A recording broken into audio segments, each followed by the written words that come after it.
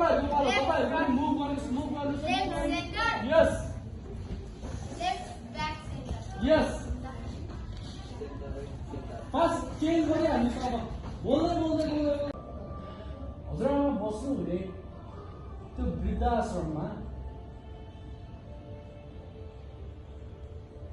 कति धेरै मान्छेहरू जम्मा भइरहेको छ।